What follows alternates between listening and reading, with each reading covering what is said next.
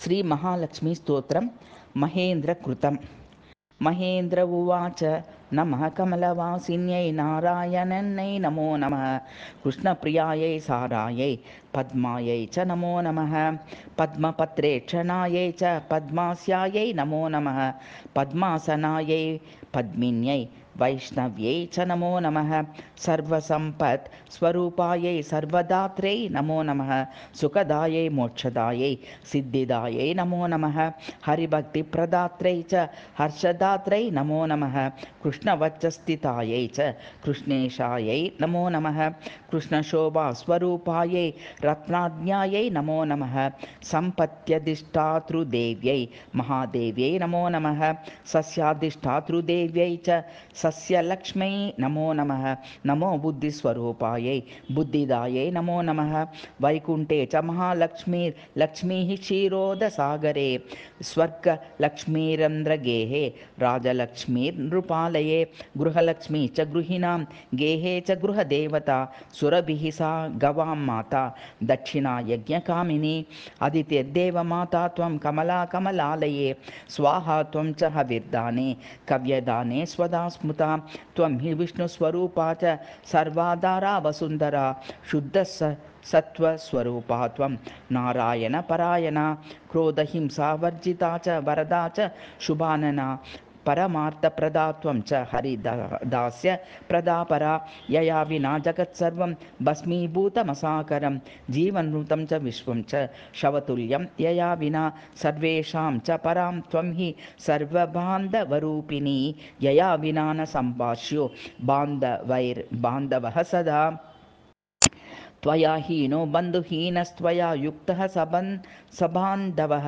धर्मार्थकाममोक्षाणां त्वं च कारणरूपिणी स्तनन्दयानां त्वं माता शिशूनां शैशवे तथा त्वं सर्वदा माता सर्वेषां सर्वविश्वतः त्यक्तस्थानो मातृहीनः स चेज्जीवति दैवतः त्वया हीनो जनः कोऽपि न जीवत्येव निश्चितं सुप्रसन्नस्वरूपां त्वं मे प्रसन्ना भवाम्बिके वैरिग्रस्तं च विषयं देहि मह्यं सनातनी वयं यावत् त्वया हीना बन्धुहीनाश्च भिक्षुकाः सर्वसम्पद्विहीनाश्च तावदेव हरिप्रिये राज्यं देहि श्रियं देहि बलं देहि सुरेश्वरी कीर्तिं देहि धनं देहि पुत्रान् मह्यं च देहि वै कामं देहि मतिं देहि भोगान् देहि हरिप्रिये ज्ञानं देहि च धर्मं च सर्वसौभाग्यमीप्सितं सर्वाधिकारमेवं वै प्रभावां च प्रतापकं जयं पराक्रमं युद्धे परमैश्वर्यमैव च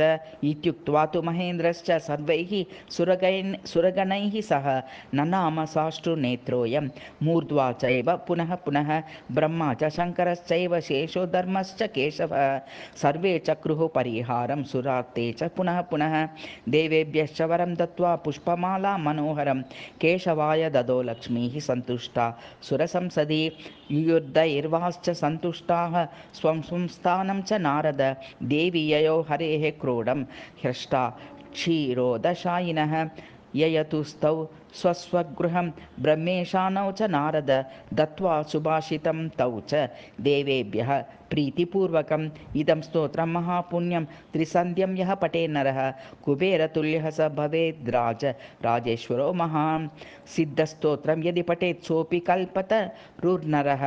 पञ्चलक्षजपेनैव स्तोत्रसिद्धिर्भवेन्नृणां सिद्धस्तोत्रं यदि पठेन्मासमेकं च संयतः महासुखी च राजेन्द्रो भविष्यति न संशयः इति श्रीब्रह्मवैवर्ते महापुराणे द्वितीये प्रकृतिखण्डे नारदनारायणसंवादे 1940तमोऽध्याये महेन्द्रकृतश्रीमहालक्ष्मीस्तोत्रम्।